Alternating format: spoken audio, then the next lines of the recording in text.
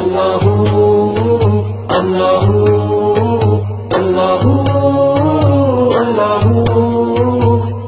اللہم صلی علی سیدنا و مولانا محمد اللہم صلی علی سیدنا و مولانا محمد. نبی اکرم صلی اللہ علیہ وسلم کی ہے یہ حدیث ہے، آپ کی سنت ہے، آپ کا یہ فرمان ہے. اگر تم کسی شخص کو دیکھو جو کسی مصیبت میں مبتلا ہے، مثلا کسی کا کوئی عذر نہیں ہے، ہم کتنے لوگ ہم دیکھتے ہیں. ابھی میں طواف کے دوران بھی میں نے دیکھا کہ کئی بیچارے لوگ طواف کر رہے تھے، اگرچہ وہ اس طواف کے دوران بھی وہ لوگوں سے پیسے مانگ رہے تھے، جو ٹھیک بات تو نہیں ہے، لیکن بہرحال یہ کہ وہ چل نہیں سکتے زمین کے اوپر گھسٹتے ہوئے. آپ نے فرمایا اگر تم کسی ایسے شخص کو دیکھو کہ جو کسی مصیبت میں مبتلا ہے، کسی بیماری میں مبتلا ہے، کسی عذر سے محروم ہے، یہ دعا مانگا کرو اللہ تبارک و تعالیٰ سے، الحمدللہ الذی عافانی مما ابتلاک بہ وفضلنی علی کثیر ممن خلق تفضیلا. تعریف ہے اس اللہ کی جس نے مجھے اس بیماری سے اور اس محرومی سے بچایا. میں اپنی بہادری اور قوت کے بل بوتے پر نہیں ہوں یہ سارے کام کر رہا. اللہ تعالیٰ کی دین ہے، اللہ تعالیٰ کی عطا ہے. وہ جو محروم ہے، اللہ تیرا شکر ہے کہ تو نے مجھے وہ محرومی نہیں.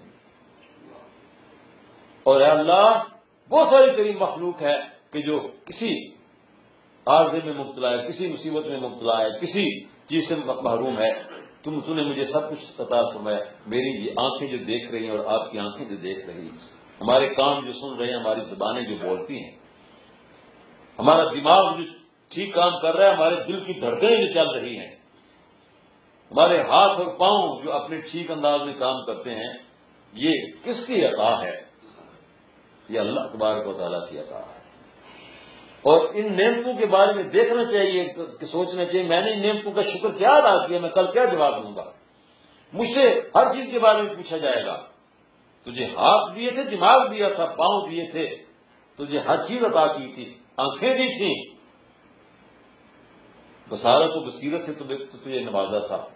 جواب تو دے کہ اس کو نے کیسے استعمال کیا. اور میں سوچوں کہ میں نے اس کا استعمال کس طرح سے کیا ہے.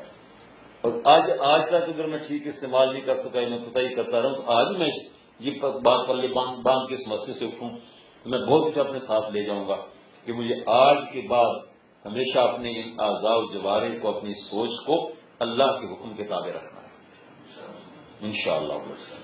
اللہ کے نبی صلی اللہ علیہ وسلم اور صحابہ کرام رضوان اللہ علیہم اجمعین کی زندگیوں کو اپنے لیے اسوہ حسنہ بنانا ہے. اس روشنی میں زندگی کی تاریک راہوں کو منور کرنا ہے. ہر جانب تاریکی ہے، شیطان نے تاریکی پھیلا رکھی ہے. شیطان تاریکی پھیلاتا ہے، ایمان کے چراغ گل کرتا ہے. ایمان کے ان چراغوں کو شیطان کے حملوں سے بچانے کے لیے اللہ اور اللہ کے رسول صلی اللہ علیہ وسلم کی تعلیمات کی پناہ میں آنا چاہیے، اس کے سائے میں آنا چاہیے. اس کے سائے میں جو آ جائے شیطان اس پر کارگر نہیں ہو سکتا.